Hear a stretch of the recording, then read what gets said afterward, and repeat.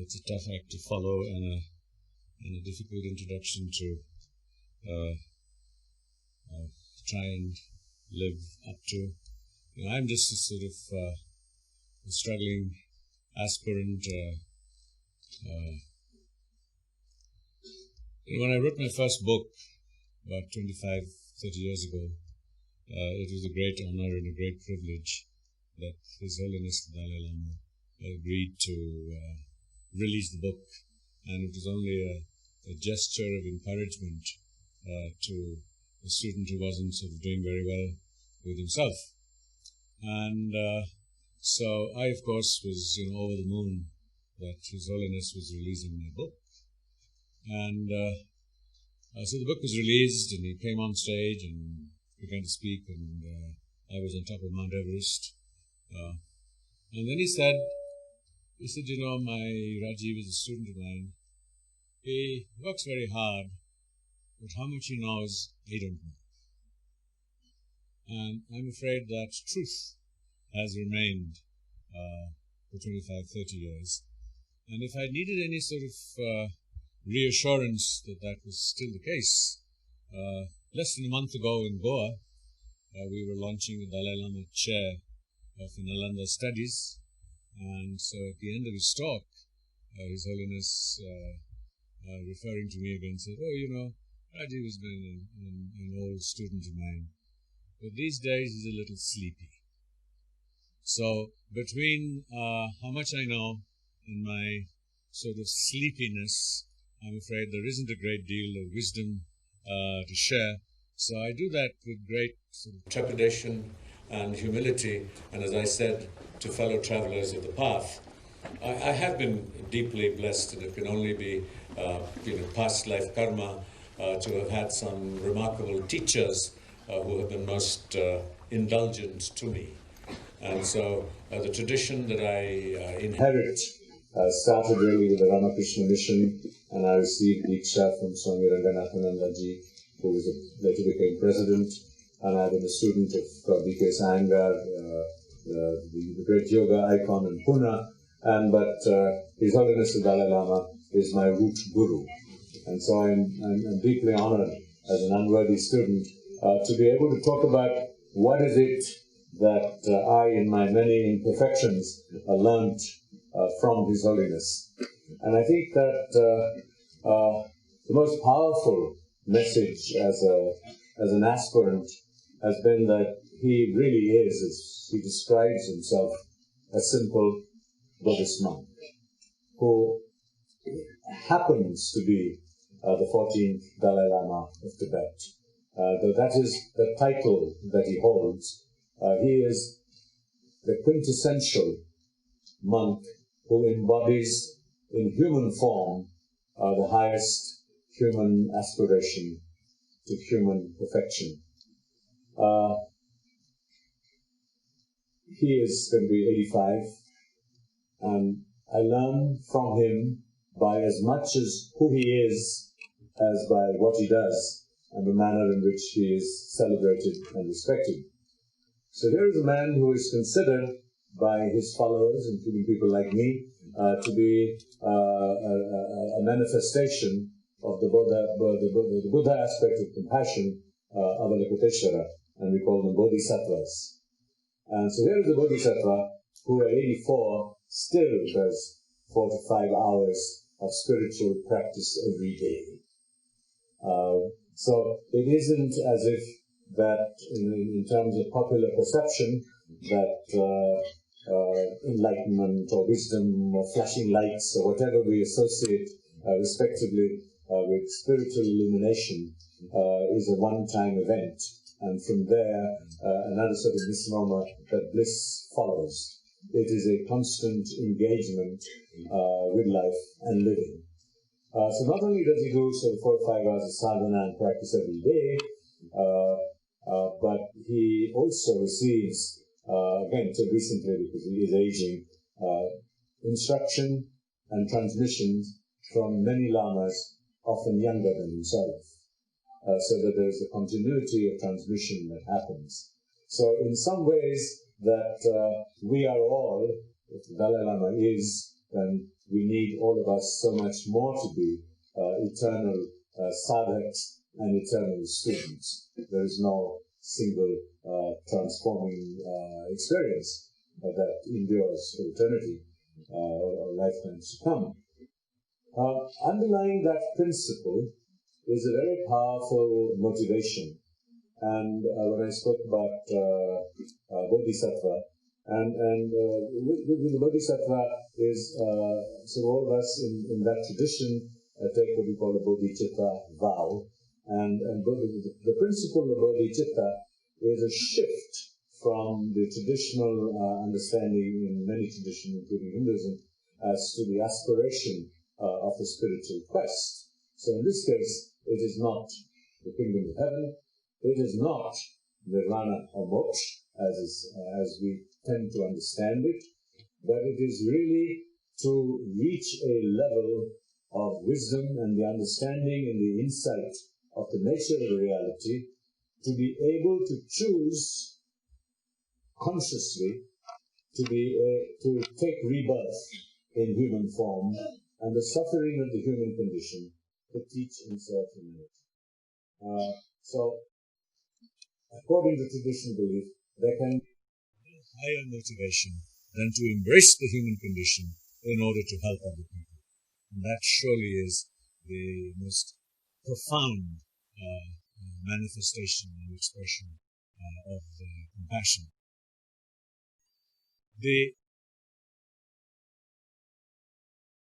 power of compassion, the motivation of compassion, is not merely looked at as being something that is virtuous, in the sense it's good, and if you do it, the gods will be pleased, or we will earn brownie points.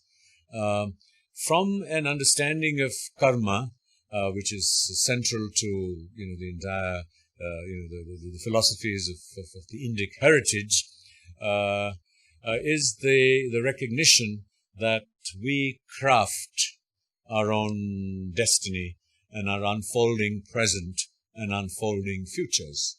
And how do we do that? And again, there is a distinction here that, say, this is the centenary year of Gandhiji, and, Gandhiji famously said that the means are as important as the ends.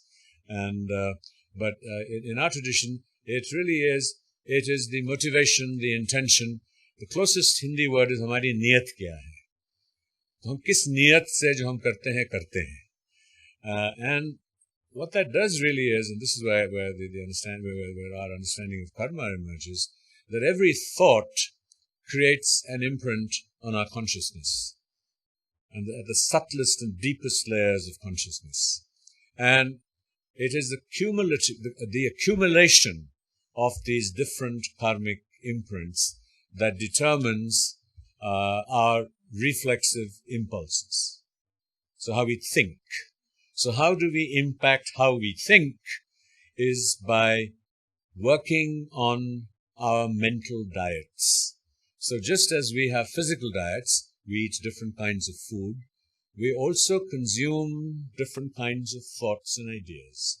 Many of them are consumed passively, because we are bombarded by television images, we are engulfed in a larger discourse which impacts us in ways that we're not conscious about.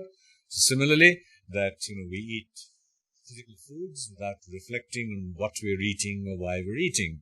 And just like the wrong kinds of food can create indigestion, can create ill health, so similarly, an inappropriate mental diet can create mental instability, problems, crises, pain, depression, and all that we confront. So the aspiration of the tradition of our actual, not just Buddhism, but India's spiritual heritage has been that we offer to the world the most sophisticated mind training techniques at any point in history. And what is the goal of those mind training insights? It is to enable us to change our mental diets so that our deepest reflexive responses are impacted. So it makes no sense if there is something that I may say or that I may share, or a great teacher or a great orator says and shares, and we say, "Wow, how wonderful! This is really real." Or we repeat these quotes, we put up quotations in our rooms and under our table, unless it impacts our reflexive responses. And by reflexive responses, I mean when there is a stimulus, something happens, you don't sit there and sort of calculate or calibrate your responses, you just respond. So that is for us and for the Dalai Lama, the aspiration of the human enterprise to be able to change our mental diets, to change who we are to an infinite degree of compassion, so that we consciously choose to continue to embrace the human condition, to teach and serve humanity.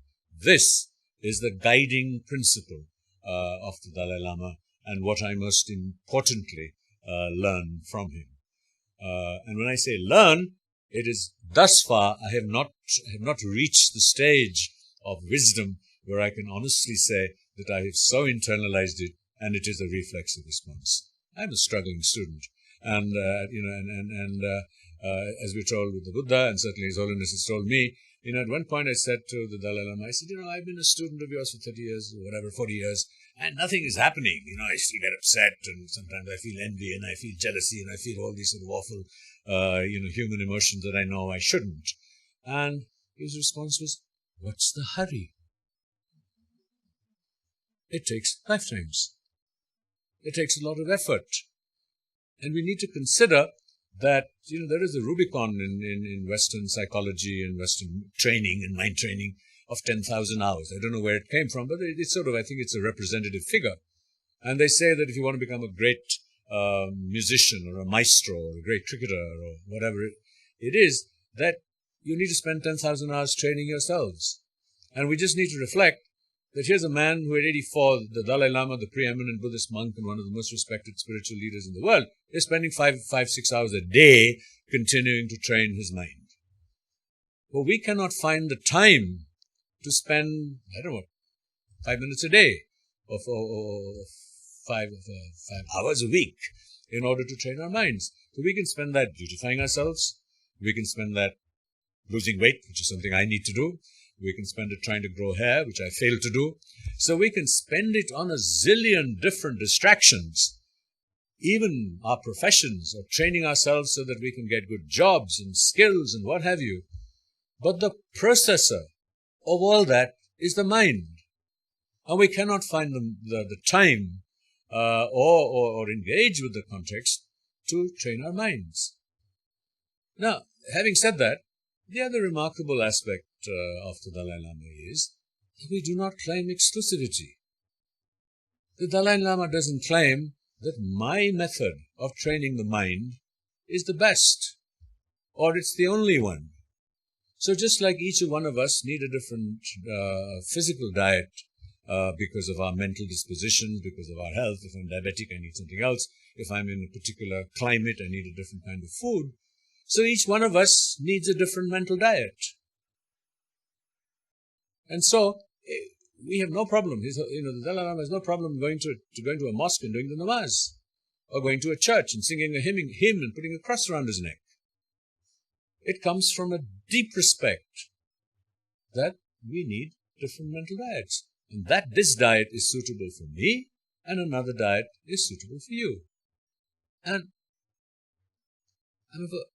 can you imagine how important in today's time that recognition is, and not as a passive recognition where we talk about tolerance or we accept that you need it.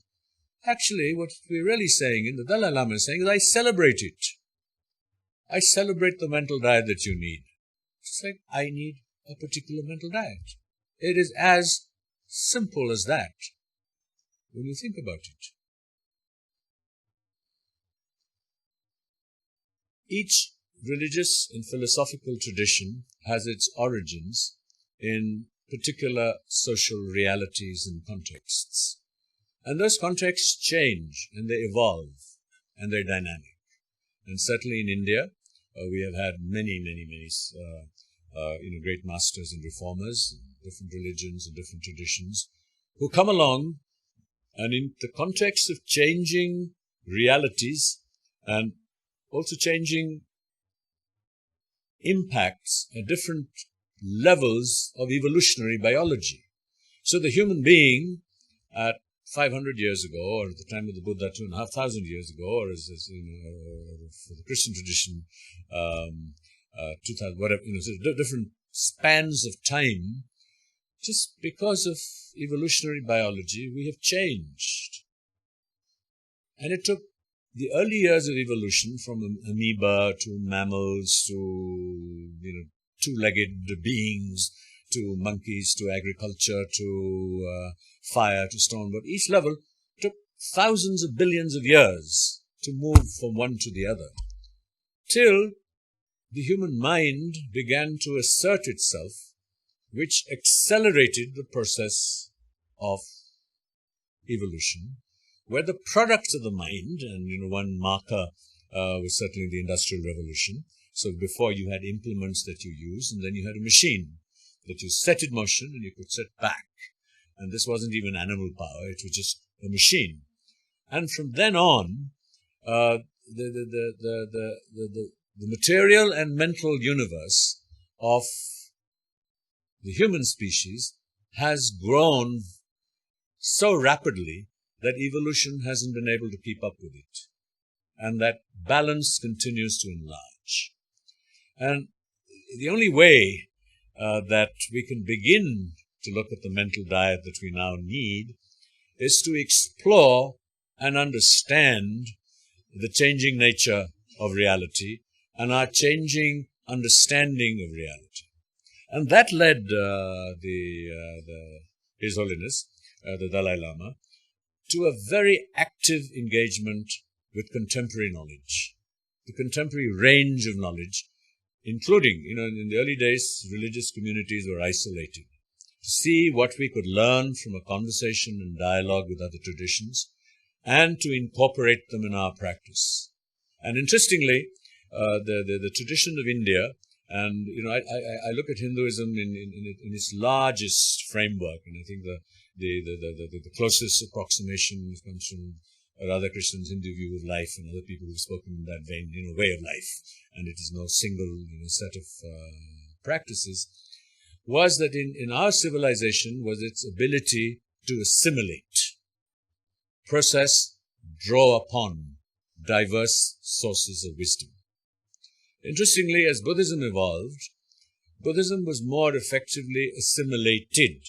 So you have now, Buddhism, Southeast Asia, Northern Transmission, Southern Transmission, and what was the element in that philosophy? It doesn't make any one of them superior or inferior to the other.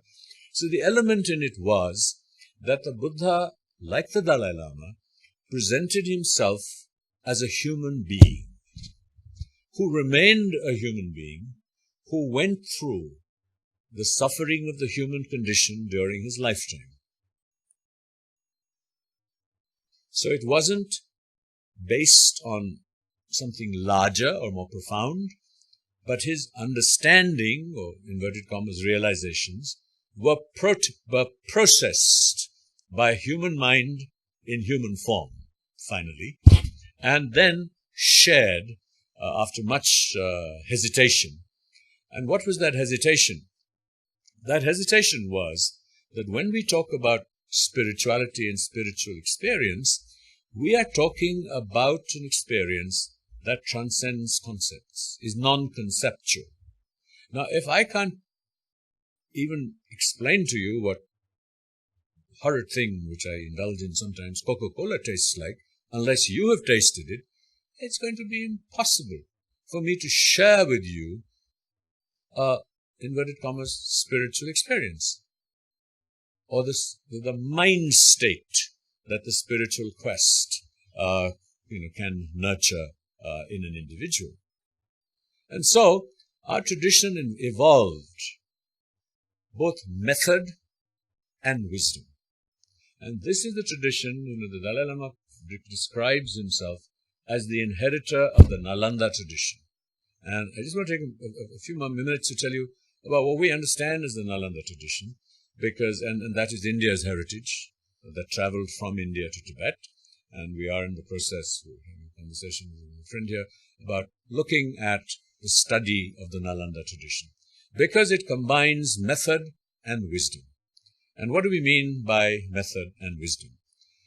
We have grown up in a system of knowledge in contemporary India, no matter what references we make to our glorious past. We make too many references to our glorious past and seem to learn nothing from it. So it just become one of those hallowed things. We say, oh, we were great and wonderful, and it doesn't matter what we are today. So that tradition taught us method and wisdom.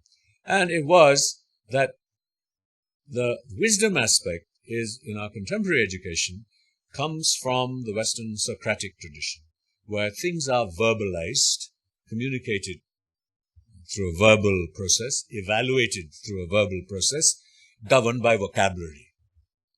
But the human experience goes far beyond any vocabulary. And so our systems introduced methods simultaneous to the wisdom. Now, you cannot get the wisdom of the Buddha, the wisdom, I can't certainly of the Dalai Lama, but I can get an intuition, a sense, a glimpse, even if transitory and passing, of this process. And so my understanding and realization of it is deeper. A very classic example from sort of recent literature, because of my interest in the Ramakrishna movement, was that it was like Swami Vivekananda. He was getting all these teachings all the time from Thakur, as you know, I grew up in Calcutta, so we call him Thakur. And so there is this great yearning, and he just keeps saying to Ramakrishna that, touch me. I want an experience of all that you're telling me verbally. Even Ramakrishna himself. He goes and picks up his sword, and I'm going to kill myself because I'm not getting an experience. I'm getting the knowledge. And the knowledge is useless unless it has been processed and assimilated by human experience. Now, nothing I'm saying is absolute. This is our approach. This is our civilization heritage.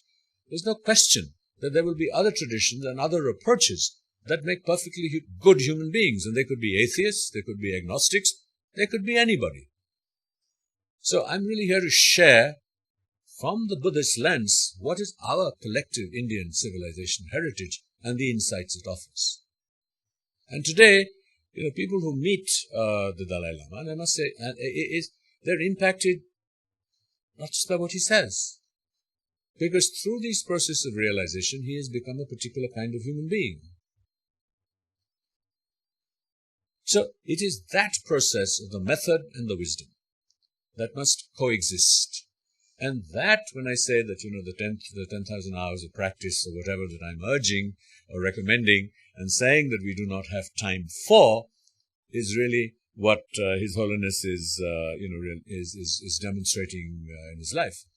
And when I was making these allusions to social realities, it is also the willingness to embrace contemporary wisdom that has evolved in recent centuries. So we have to look at, today in the United States, there are 40% of teachers who do not believe in evolution, because it runs contrary to their system of faith. So faith and so-called rationality are in conflict. And that is often the source of larger societal conflict. I'm hoping that in our session this evening, when we look at the idea and discuss the ideas of communal harmony, we will be able to reflect and touch on some of these aspects. That what if there are fundamental differences? Because we have to recognize, appreciate, celebrate diversity. It's no good just being syncretic and saying, we're all the same people, we're all human beings, and let's be happy and it's all hunky-dory, because it doesn't work. So I just wanted to flag that what I share doesn't come from a sense of certitude that this is the way it is and there's no other way. It's a way that works for us and a certain community of people. So today he has introduced the study of science in every monastery. There is an ongoing proactive engagement with some of the best scientists in the world. Ways in which, so it's not like we seek validation to be able to say, we had plastic surgery and we were doing space travel thousands of years ago. To really see that in our spiritual quests that involve the understanding of the nature of reality, what is science today telling us about the nature of reality. Can we learn from them? Can they learn from us? Because even science needs hypotheses, which they then begin to explore. So maybe we can give them some hypotheses that they might find value and interesting. Maybe they can help us understand through their methodologies and techniques some of the things that we find difficult to grasp. And one, example is, a very sort of strong example is emerging, and that is a lot of it is emerging from quantum physics. So when we have a lot of discussion here about vibrations and the impact they make, now at one level it sounds sort of a little hunky-dory. But if you go into Western science and say, okay, what is synchronicity? What is mimicry?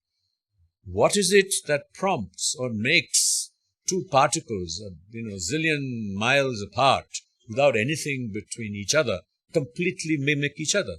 It defines all logic in a traditional sense. So science is getting us to push the boundaries of the capacities of the human mind. And that is where your Einsteins and Stephen Hawkins and things come in. Because if they just stuck with traditional wisdom, as we tend to in our sort of spiritual religious aspirations, or the completely inexplicable, and then try to give it definitiveness, we run into trouble. So the genius of a spiritual master who comes along is to be able to be open. So quantum physics is now today telling us that, look, even the very nature of reality that you're talking about is determined by the presence of the observer. So how can I stand up here and say to you that, look, my understanding of reality is final? Because this has been experimentally proven. But we also recognize that just because something is experimentally not proven doesn't mean it's not true or true. So it is that I'm trying to give you a sense of that openness of mind, of embracing all knowledge and processing it through technique, wisdom, and method. And just so that I cannot sort of emphasize enough the importance of the notion of method and wisdom. Because one area that's going wrong, where, mostly there's wisdom with no method, but where there's method but with no wisdom is in the teaching and practice of yoga. Because yoga is merely a method. And if you do not apply the method towards the wisdom that it is aspiring to, so if you say that, look, the practice of yoga, and, it's been recommended to me because of the size of my waist, is that, look, you should just, keep pumping your stomach. But if I have a hernia, I'm dead. So it has to be personalized. It has to be seen in the context of my own particular need. So that is the other. It is the particularization, the individualization of that quest to your particular physiological and psychological needs. And that is what great masters and great teachers do. And we're not arguing at all to say that, the Dalai Lama is the greatest master ever, or, that kind of hierarchy. I'm just sharing with you what it is, the value it has added to me as a student. And it has been the ability to reach out on contemporary issues with great vigor.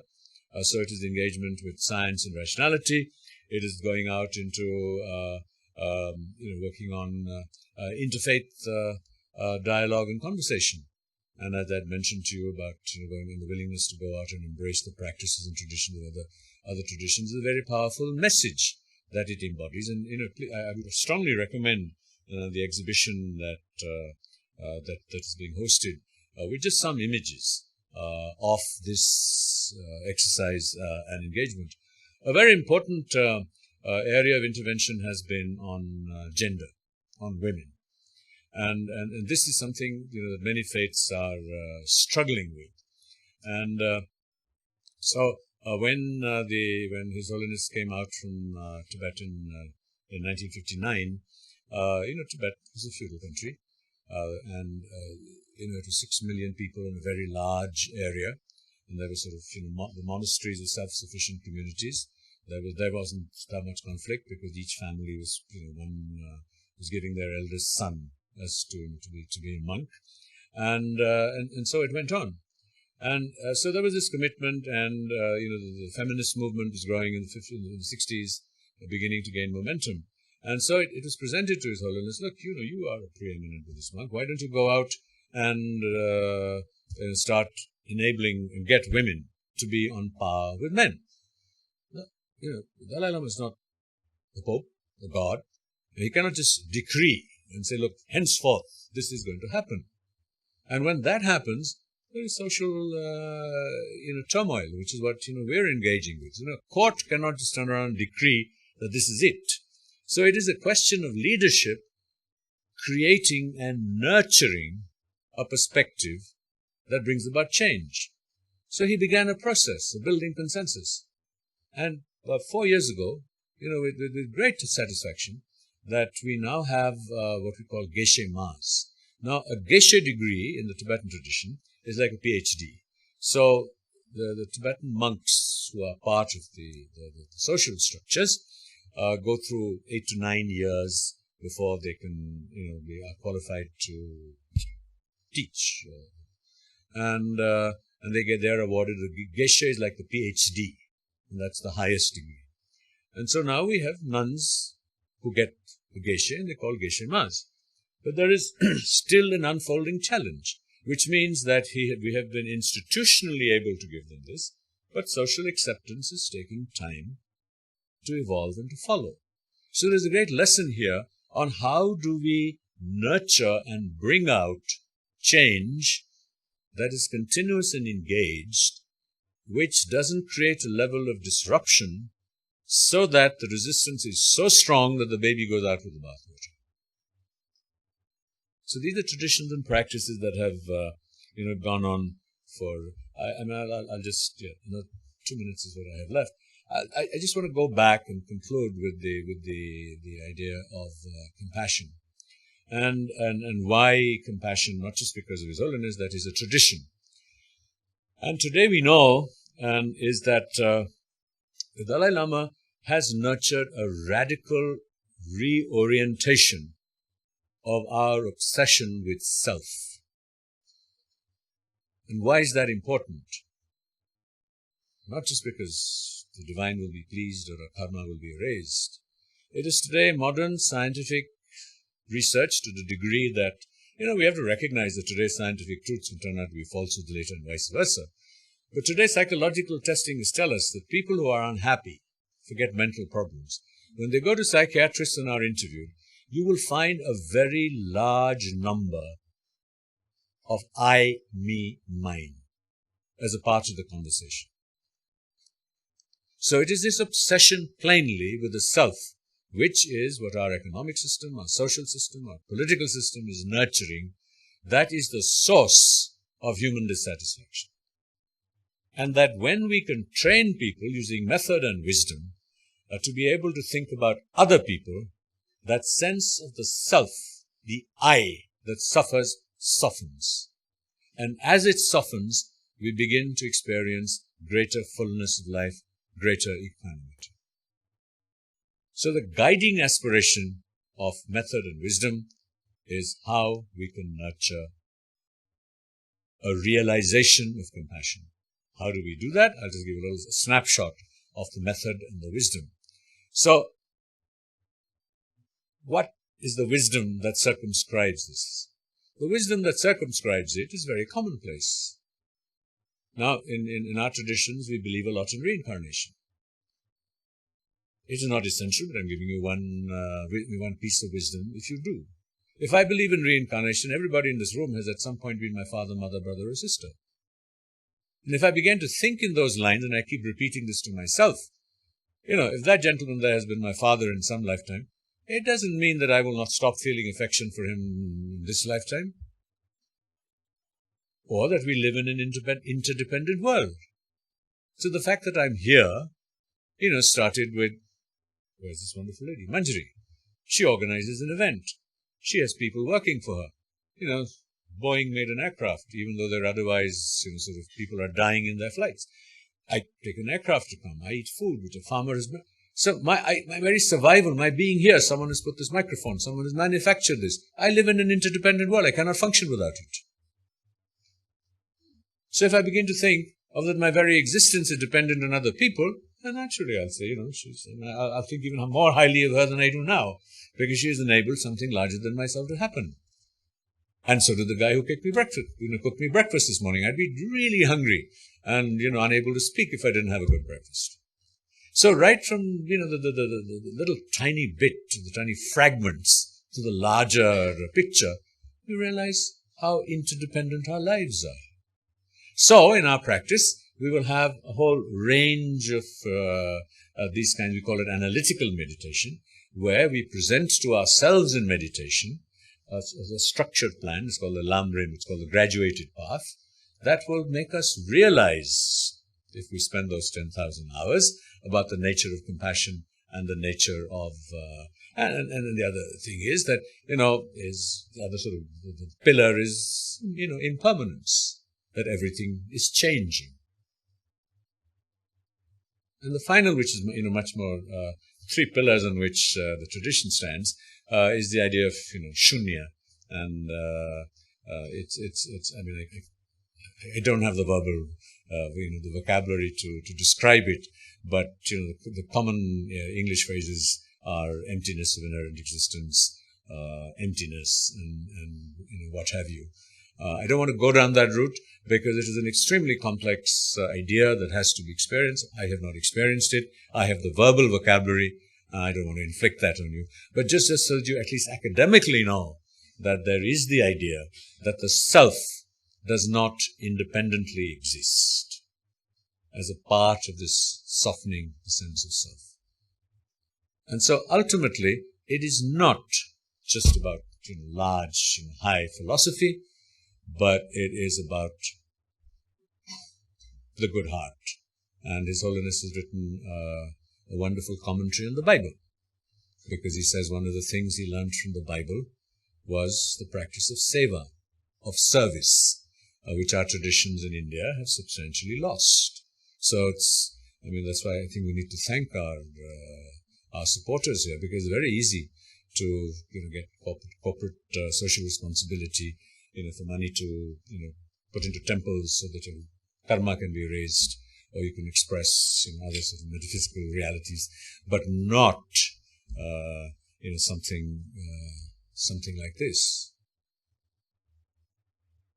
And ultimately, it happens, and whenever, the rare occasion that anyone wants to suffer listening to me, I always conclude by, reminding them that what His Holiness always reminds me, if he was in this, if he was sitting there and I was walking past him and I was within earshot, he would whisper in my ear, practice, practice, practice.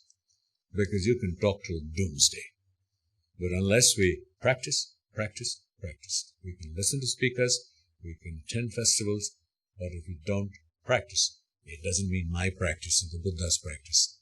It means whatever practice is appropriate for your mental diet. Without practice, nothing happens. So thank you very much.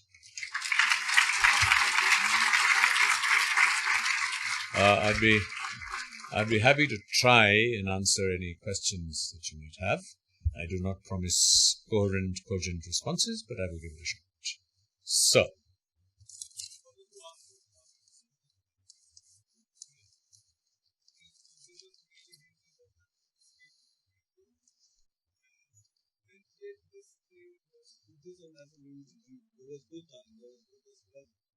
There were Shramans and there were Brahmins. When you read Huensang, you see it's all the same. In the Indian tradition, you said there are many paths. When did Buddhism really become Buddhism?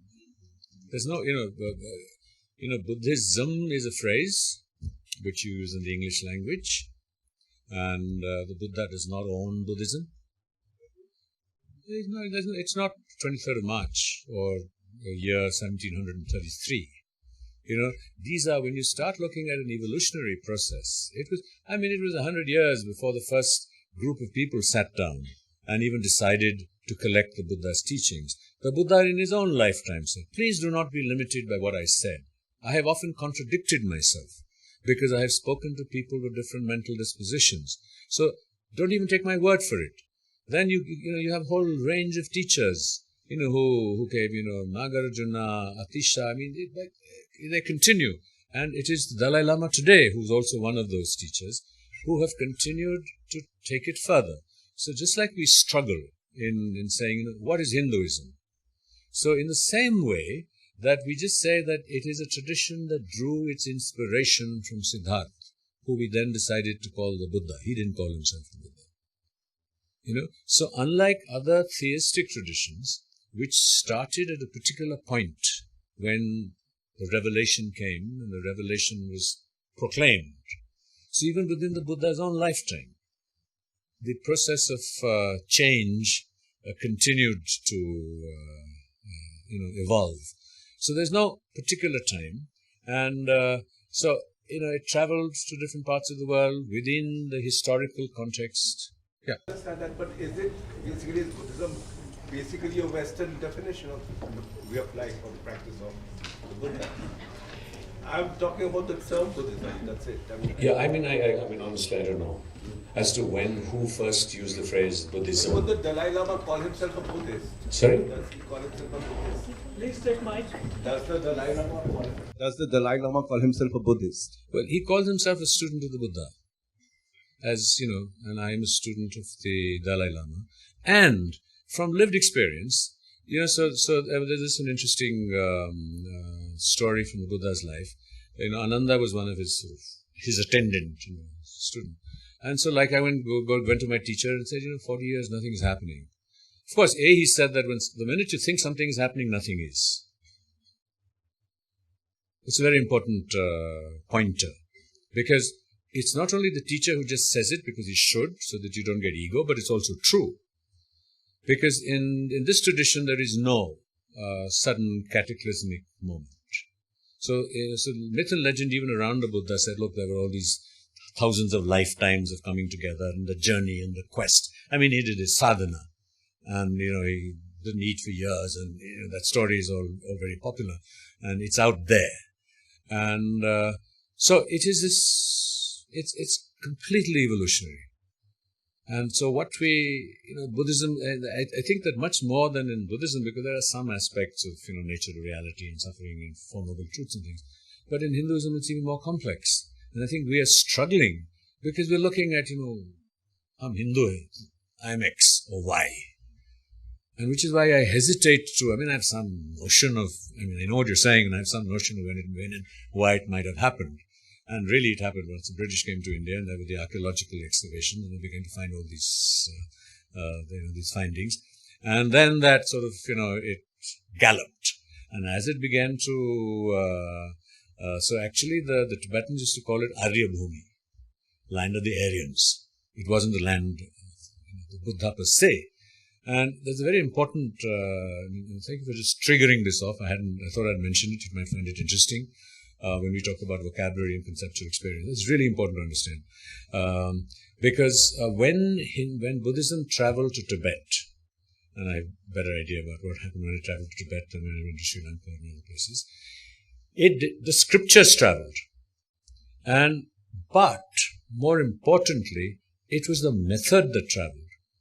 So you had Nagarjuna, you had many of these teachers who traveled with the wisdom and with the method. They taught the method to dovetail with it. So in most traditions, it is the word.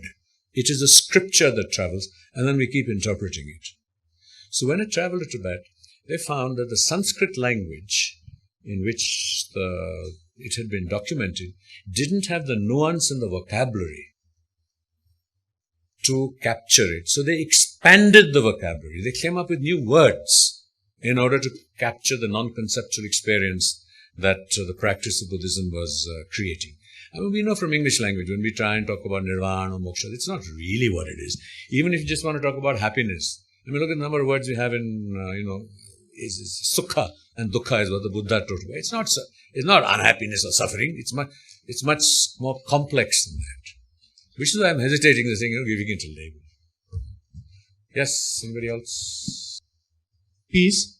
If Buddha became enlightened in Bihar, why does Bihar have such a bad stereotype? It just changed. But if you look at someone from Makkah, their stereotype is pretty good. The Prophet was not born in Medina. Mecca. Sorry? Okay, my question is, why don't Bihari try to improve their stereotype by saying we are land where Buddha got enlightened? I don't know. We should ask them. I mean, really. Nor do I know. I haven't been to Mecca, I haven't been to Medina, nor do I know what happened there. So it's hard for me. Anything else? Anybody? So firstly, I would like to thank you for enlightening us with such a great Gosh, information. you already got it. Impossible. Just need to ask, as you said, we need to train our mind, train our brain. So as I find so many students out here, so just in behalf of them, and as a mother of a kid of 2 years old, What?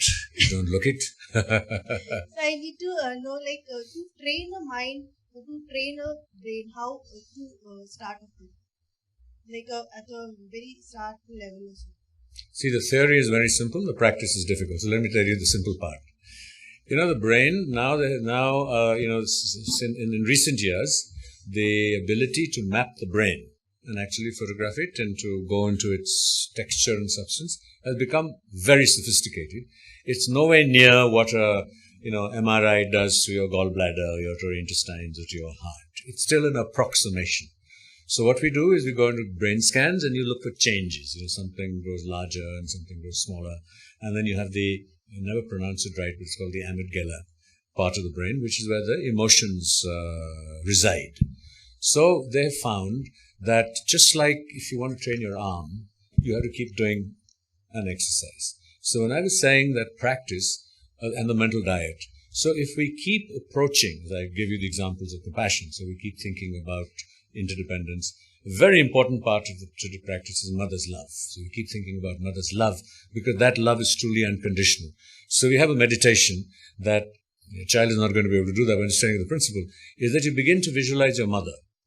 You with great intensity, the mother's warmth, and you'll never forget, your mother, the feeling of her warmth and the way her body smells, that subtle kind of particular warmth which another woman will never have, not even your wife or husband.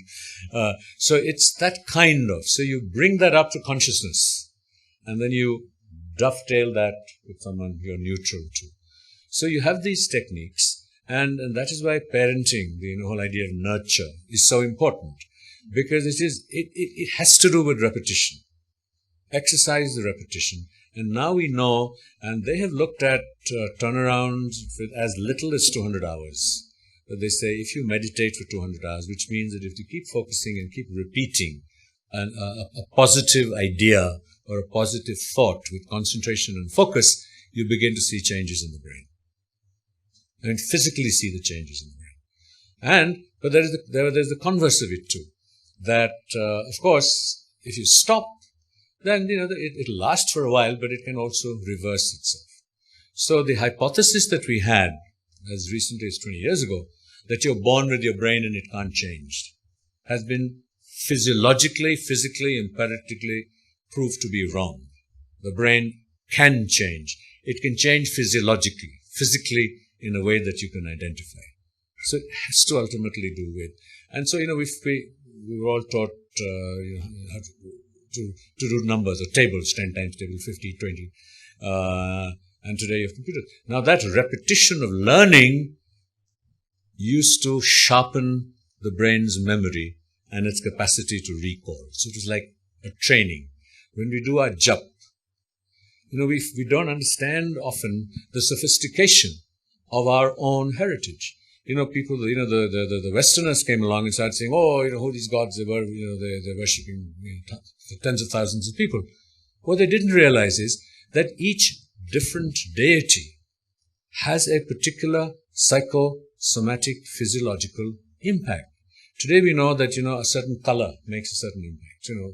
Red is danger, blue seems to be calming, and a certain form. So in my case, for example, at one point, my teacher thought that I needed to be sort of more affirmative. And so I began a practice of a wrathful deity, so that I could imbibe the qualities of the deity that was suitable for my particular needs. So each deity, and that's why there are thousands, because great masters will come along and say, so traditionally why do we have, Lord Ganesh, at one point the trunk is going left and the other is going to right. There's a purpose. And it's not just a verbalized purpose. It depends on our particular psychological map. Which is why when we see a particular picture, we feel good. If we see something else, we feel agitated. So similarly for a child, it really means nurturing. And what is the thing that most important in nurturing is love and concentration. Compassion.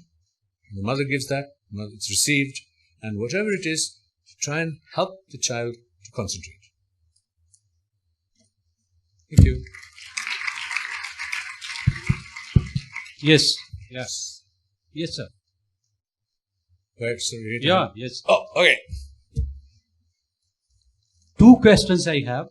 Gosh. One question is, you just said that you belong to Ramakrishna Paramhans, Swami Ranganathan.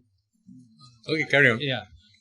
So I just wanted to know that what motivated you that you jumped from there I to didn't okay, maybe finish. from there to Buddhism. Is there any factor and is there any? No factor at all. I didn't jump. Seriously. See, what it is that, we have such an incomplete understanding because of, I think, the politicization of everything, a politicization of religion. Do you know that Swami Vivekananda himself has said that the Buddha is my Ishta and Ramakrishna is my master? So why should I have a problem? And don't forget that Vivekananda, that the Buddha is an agnostic and Ramakrishna is a bhakta. The principal student of a bhakta is able to say that an agnostic is my Ishta. And if you want to know the detail, I'll share them to you. So, the Swami Ranganathananda was in the highest traditions. And if he were alive, he'd be on the same platform as any other great master. And so, in fact, it was Swamiji, who was my first teacher, who urged me and said, your temperament or your need for a mental diet seems more in sync with Buddhism. And if you go to the rooms of many of the monks in the Ramakrishna missions, you'll see a picture of the Buddha. The Vivekananda, when Ramakrishna passed away, you go to the house in Calcutta, you'll see a room dedicated to the Buddha where he went and he meditated after Ramakrishna passed away about what he should do to honor his master. And so the Ramakrishna mission was created on the Buddhist model of the Sangha. Decentralized, they elect their leader, they celebrate all traditions. As did Ramakrishna. And I want to retell this, and you'll have to forgive me for taking another 2 minutes because it's so crucial. It's not just about the Dalai Lama going and praying in the mosque. It is, as I said, it is about Ramakrishna. And when it was Swamiji's birth centenary, there was an event and His Holiness went and said, I am an inheritor of the commitment of the Ramakrishna Vivekananda tradition to interfaith harmony and embracing. And we'll have Swami Apna Priyananda here this evening to talk about this. But let me flag it because it's crucial as part of our collective consciousness because it has just been lost. And so here was Ramakrishna. He was a bhakta, an avatar of Rama and Krishna. Not technically, he was much more subtle than that. And what does he do? He goes out in his own, he was a pujari at that, of a lower caste queen. And what does he do? He engages in the sadhanas of all the traditions of Hinduism. Dvait, Advait, Tantra, Totapuri, all these people come into his life and he does this in full public view. What does he do after that? He goes outside the precincts of the temple and he builds a kutir, a cottage, where he lives the life of a Muslim. And he eats their food. Now what kind of, what are we doing with Swami Vivekananda today? This is not me or some secrets that I have unearthed. No, seriously. Yeah. This is there in public knowledge. It is just that it doesn't come up in our discourse because it doesn't suit certain interest groups or certain processes. Yeah, and the second question is... Oh gosh, that was a tough one, but anyway. Buddhism is called like as Gnostic philosophy. Sorry? It is called as Gnostic philosophy. I don't know. It's called Gnostic. Yeah. Uh-huh. It is Gnostic Gnostic, philosophy. yes. Gnostic philosophy. Yeah.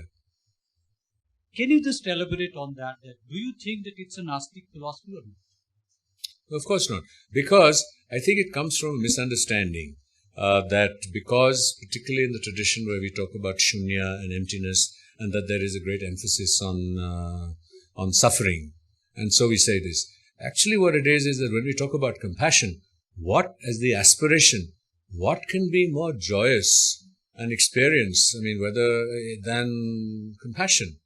But, and this is again something that I'm hoping that will come up with my friend John, who's sitting here in the discussion this evening, is that what is really a faith?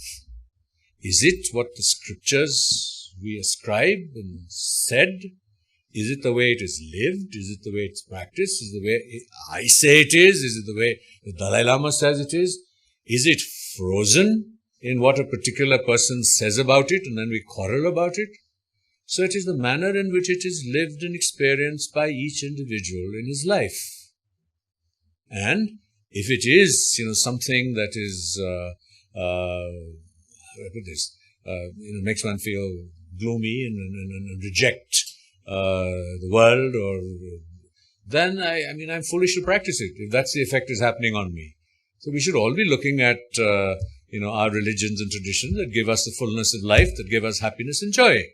And if it isn't, then I would argue it's not for us. Maybe some other religion is for us. या science या आध्यात्मिक. Sorry? Science Uh-huh. or आध्यात्मिक meditation. Always school students include. School board. Sorry, I didn't get that. Could someone help me? Science and? Yes, of course it should be taught in schools. Well, yes.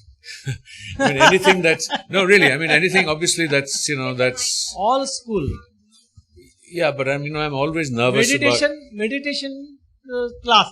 Meditation classes. Sir, it's dangerous because, you can teach them to meditate on dangerous things. And so, I think this thing of one size fits all. But if you were to say to me that, look, we should make an attempt to help young people nurture inclusive values, I would say most certainly yes. In day-to-day life, we came across... What is your name, young man? Prasad Zadu. Sorry? Prasad Zadu. Prasad Zadu. And where are you studying? Doordarshan School. Wonderful that all of you have come here to help us make this a success. So I want to thank you on behalf of everybody else. Thanks, sir. Okay.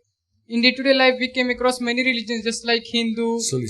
Muslim, Islam, and there are different ways of teaching. Mm-hmm. My question is that in man's life, man want to live his life by praising the God and by doing hard work. And my question is that by the point of view of Dalai Lama and Buddhism, what is more important, by praising the God or hard work? Well, in our sense, that if you do hard work with the right motivation to help people, the gods will be the most pleased. Got it? Because ultimately, what does God want? He wants us all to be happy, isn't it? And He wants us to be well. So if we are looking after everybody and everybody is happy and well, then God will be very happy. That doesn't mean we ignore God, then you might get into trouble. But we respect God and we see God in everybody and we help everybody, and then God will be even more pleased. Thank you. Good question. One question over here. Sir. This is not really a political question, but I want to ask you, from the viewpoint of what is happening in China, the virus, do you think it is some form of a karma? Of course. Not just in China. What's happening everywhere in the world at every minute, at every second, at every millisecond. Because you see, it is basically, it is both science and our philosophy. And that is causality. There has to be a cause for something. And it is also evolutionary biology. Sometimes when things happen that we think are terrible, they turn out to be, I think that was a very useful and value. So the human genius is to turn and learn from adversity. So, to turn it into something valuable. So, and of course, then I think we have a wonderful lady who will be talking about karma this afternoon after this. And then you have different layers of karma. You have individual karma, collective karma, that there's the whole cosmology of the kinds of karma and how they manifest and how they interplay.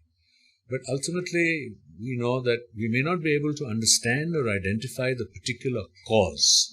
And again, the mistake we make when we talk about karma is that when people say, oh, karma is cause and effect. What we forget is that it causes.